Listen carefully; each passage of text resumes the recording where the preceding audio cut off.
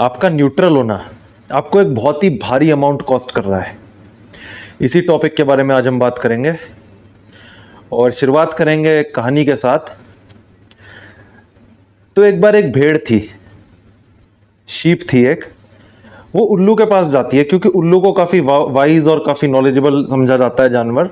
तो वो उल्लू के पास जाती है और उससे पूछती है कि हम भेड़ की कोई वैल्यू नहीं है मार्केट में, जबकि उन भेड़ियों की इतनी वैल्यू है। वो तो इतना बुरा करते हैं बाकी जानवरों के साथ, शिकार करते हैं, शिकार करके खाते हैं लोगों को, बाकी जानवरों को। तो उनका सम्मान क्यों और हमारी बदनामी क्यों? ऑफ कोर्स एक काफी अच्छा सवाल पूछा गया। तो उल्लू समझदार होते हुए और भी बेहतर तरीके का जवाब देता है कि जो भेड़िया है वो अपनी छाप छोड़ता है जहां भी जाता है। वो भेड़िया जब रात में हाउल करता है तो उसके पीछे एक बहुत ही गहरी सोची समझी साजिश होती है। भेड़िए का लक्ष्य क्लियर होता है। भेड़िया पूछता नहीं, ओपिनियन नहीं लेता किसी और का। भेड़िया फिट इन होने की कोशिश नहीं करता। भेड़िया सीधे अटैक करता है जब उसको भूख लगती है। तो भेड़िए की इस खास पर्सनालिटी टाइप की वजह से उसको एडवांटेज मिलता है जीवन में, और ये एडवांटेज काफी डिस्टिंक्ट बना देता है उसको तुम भेड़ों से, जो कि फिट इन होने के लिए हमेशा ग्रुप में खड़े रहते हो, बिना अपना दिमाग लगाए हल्का सा भी एक दूसरे के पीछे जाती रहती हो। क्योंकि भेड़ों की एक आदत होती है, वो बस एक ही लाइन में चलती है। और जो सबसे आगे वाली भेड़ है वो भी कॉन्फिडेंस के साथ नहीं जा रही, वो भी अपने साथ इस तरह से चल रही है, एक दूसरे के साथ ऐसे मिलाते हुए चलती है। तो ये एक बात है कि ओरिजिनलिटी की बेहद कमी हो जाती है। और ये मैं ओरिजिनल उस तरीके से नहीं बोल रहा जिस तरीके से लोग समझते हैं।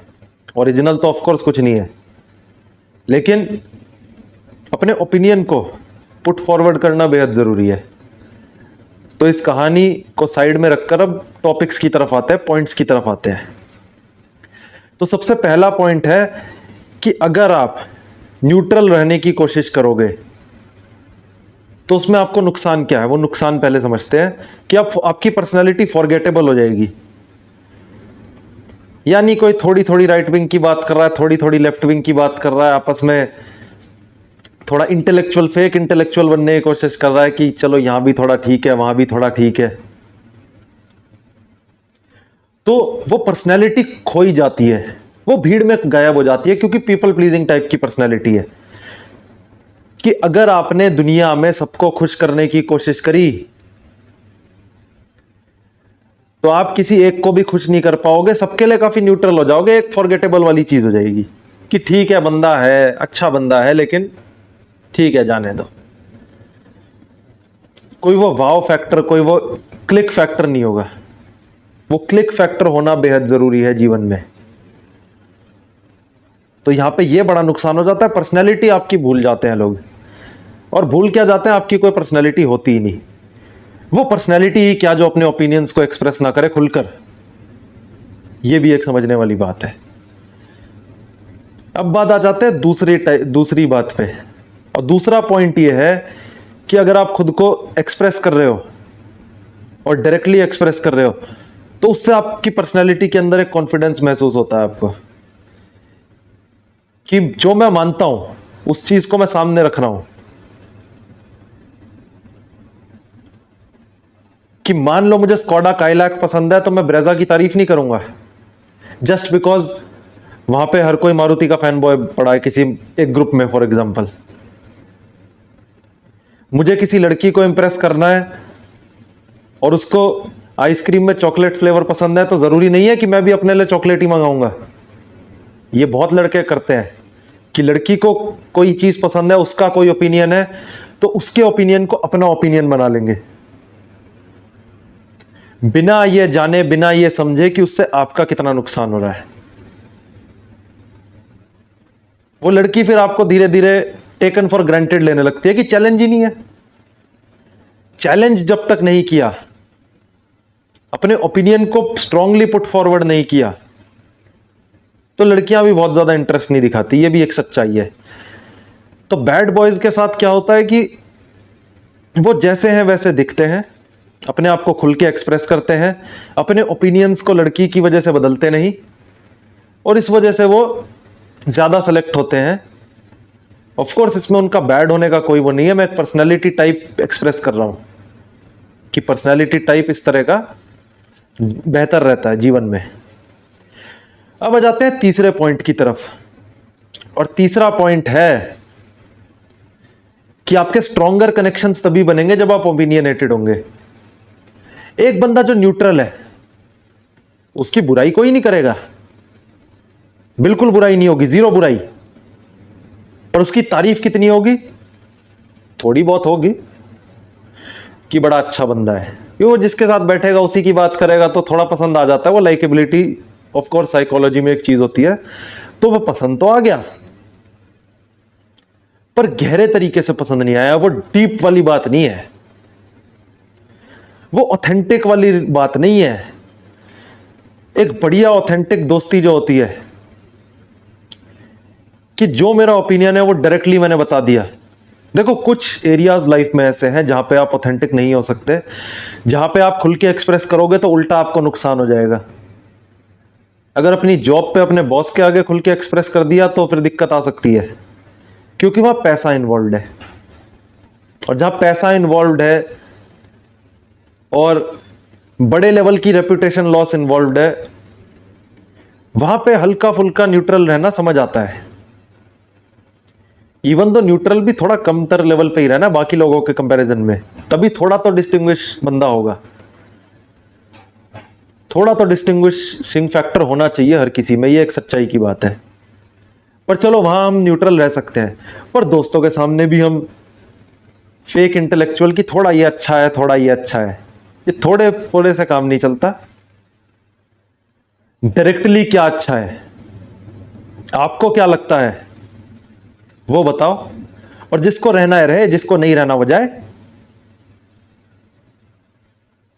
क्योंकि अगर आपके ओपिनियनेटेड होने की वजह से कोई आपको छोड़ता है तो अच्छा है उसने आपको छोड़ा, फायदा हो गया आपका कि बेकार के लोग छट गए, जो बच गए वही आपके अपने हैं। That is the whole message of the game, कि ओपिनियनेटेड होने से आपको कितने एडवांटेजेस मिलेंगे, बहुत ज्यादा एडवांटेजेस मिलेंगे। पहली बात तो आप ऑथेंटिक हो जाओगे, जो आपके अंदर है वही आपके बाहर होगा, तो अपने दिमाग के अंदर कॉग्निटिव डिसोनेंस पैदा नहीं होगी। ये एक बहुत जरूरी चीज है समझनी। ओपिनियंस अच्छे हैं कि बुरे, वो बात की बात है। हो सकता है आपका ओपिनियन बिल्कुल ही बेकार हो, पर अगर आप उसे एक्सप्रेस नहीं करेंगे और दुनिया को पता नहीं चलेगा कि आपका ये ओपिनियन है, तो आपको करेक्ट करने कौन आएगा? डिबेट और डिस्कशन के थ्रू। क्योंकि डिस्कशन और डिबेट ही वो जरिया है कि आपका विचार चैलेंज होगा, और आपका विचार चैलेंज तब होगा जब आप उसे एक्सप्रेस करोगे। और ओपिनियन में ऐसा भी नहीं है कि ओपिनियन चेंज नहीं हो सकता, चेंज हो सकता है और होते रहना चाहिए। एक आदमी जो सेल्फ लर्निंग पे है, सेल्फ ग्रोथ की जर्नी पर है, उसके ओपिनियंस आज कुछ है तो कल कुछ और हो सकते हैं। लेकिन जिस समय जो ओपिनियन है, क्या उस समय मैं वो एक्सप्रेस कर रहा हूं? That is the main question. आज मेरा ओपिनियन कुछ और हो सकता है आज मैं राइट विंग का बहुत गहरा सपोर्टर हूं, कल को मुझे लेफ्ट के आइडियाज पसंद आए कुछ, तो मैं लेफ्ट की चीजों को इंटीग्रेट करके थोड़ा सेंटर राइट की तरफ एटलीस्ट आ जाऊं। लेकिन जिस समय मैं राइट विंगर उस समय मैं राइट की बात करूं, जिस समय मैं सेंटर में हूं सेंटर की बात करूं, जिस समय लेफ्ट में हूं लेफ्ट की बात करूं, और अपने ओपिनियन को जिस समय जो है वो प्रेजेंट करूं, तो ही मेरे लिए अच्छा है। क्योंकि तभी मैं सीख सकता हूं, तभी मेरे पास कुछ सीखने का स्कोप बचेगा, तभी कोई मुझे आके करेक्ट कर सकता है कि मैं ये चीज गलत बोल रहा हूं, इसको मैं इस तरह से इंप्रूव करके कुछ अलग लेवल पे ले जा सकता हूं, या मेरी सोच यहां तक ठीक है, इसको थोड़ा और आगे रिफाइन किया जा सकता है। और डिस्कशन और डिबेट ही वो तरीका है जिससे आइडियाज रिफाइन होते हैं। मैं देखता हूं लोग कॉन्फ्रंटेशन से बचते हैं, डिबेट से बचते हैं, डिस्कशन से बचते हैं, क्योंकि उनको डर रहता है कि उनका आज का जो विचार है, उनकी जो सपनों का महल उन्होंने सजाया है, वो कोई आके चकनाचूर ना कर दे, कोई बिलीफ सिस्टम को खतरनाक तरीके से क्वेश्चन ना कर दे। और अगर आपका विचार इतना मजबूत है तो वो किसी टेस्ट से डरेगा नहीं। फिर कोई आ जाए, विचार लाए अपना, वो टेस्ट से नहीं डरेगा। तो ये चीज समझनी जीवन में बेहद जरूरी है। इसलिए ओपिनियनेटेड होने से ना बचे, भेड़िए की तरह अपना मार्क जहां छोड़ सकते हो छोड़ें, अपने आप को मजबूत बनाए रखें। डरने की कोई जरूरत नहीं है। लोग आपकी बातों को उतना बुरा मानते भी नहीं है जितना आपको कई बार लगता है। यह भी एक सच्चाई की बात है। वीडियो अच्छा लगे तो वीडियो को करें लाइक, चैनल को करें सब्सक्राइब। धन्यवाद।